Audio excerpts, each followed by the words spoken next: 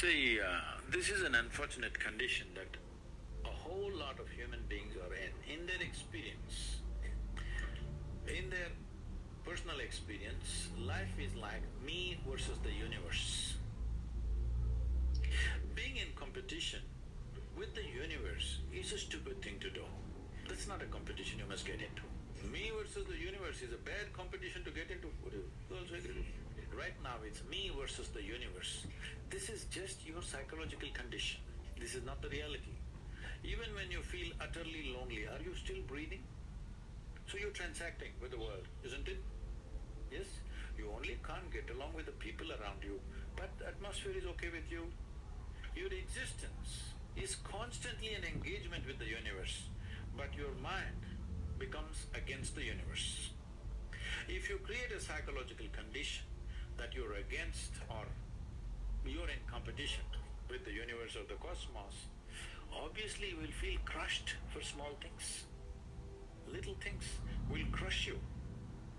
When I say little things, maybe you failed your examination, maybe you got thrown out of this university, maybe you got fired from a job, maybe somebody ditched you, maybe something else like this happened. These are all small things between life and death, because you came here with nothing, isn't it? When you die, there is no container service for you. You die with nothing. In spite of that, most people have turned their homes into warehouses. Most people are carrying such a huge baggage on their head as if they're carrying the whole universe on their head. This is their own psychological condition.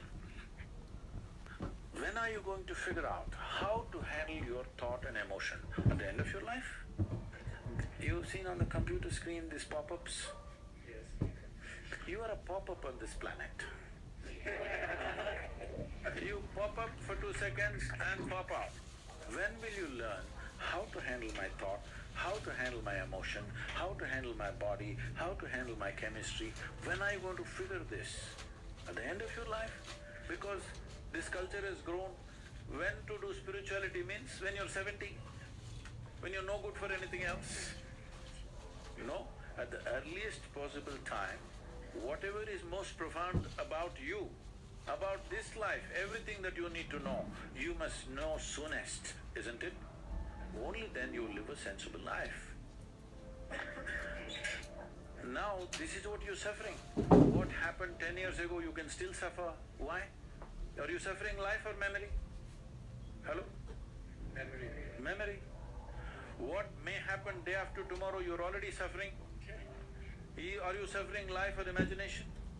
But it took millions of years of evolution to get you this size of brain, and now you're suffering it. Young people, it's time you figure out a few things about you. In your life, many issues will come.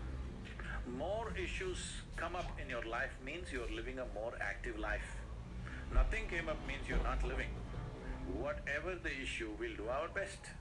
But this should not be the issue. When we say hardship, life can be only physically hard. Mentally hard happens because of you. But physically hard can happen because of terrain, because of situations, because of variety of things. So physical hardship may involve some pain.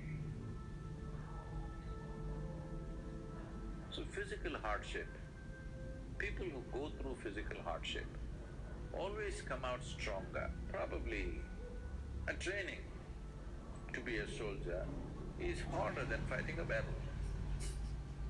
Training looks like purposeless hardship, always.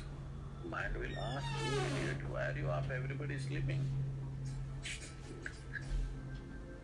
Yes, everybody is sleeping, they wake up and drink coffee at 7 o'clock. What are you doing?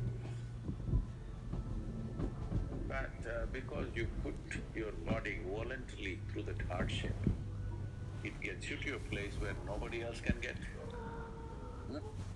Isn't it? So hardship is a… physical hardship is a tremendous possibility because The nature of human body is such that only with use it gets better. If you do it willingly, hardship will be joyful. If you do it unwillingly, it's a most terrible thing. So the question is only of willingness and unwillingness. What you think is hard duty, if you want to give a punishment probably in the forces, put him at 20,000 altitude. But people who go mountaineering and other things, climbing to 20,000, they think is fantastic, isn't it? So what is the difference? The difference is only mindset. Somebody is doing it willingly, somebody thinks they're being forced to do it. This is the fundamental thing that every human being has to do. So right now, whatever we do, maybe if I had a choice I would do something else, but right now I'm doing this, let's say whatever I'm doing. If you do it willingly, even that thing that you don't like becomes a wonderful process. If you do it unwillingly, then you will see it becomes a terrible process. But I don't like this, why should I do it willingly? Okay, if your choice is to suffer, please do it. If you don't like it, you don't do it tomorrow. But today when you're doing it, you do it willingly. If you do it willingly, even that thing that you think you do not like, even that becomes a great pleasure and becomes a process of growth for you. So definitely physical hardship can be used in a big way to bring balance and well-being to yourself. Psychological hardships are entirely your making. Nobody else is doing that to you, only you can do that to you, isn't it? Little distance will completely change the way you look at things. If you create a little distance, when I say distance, you must understand this.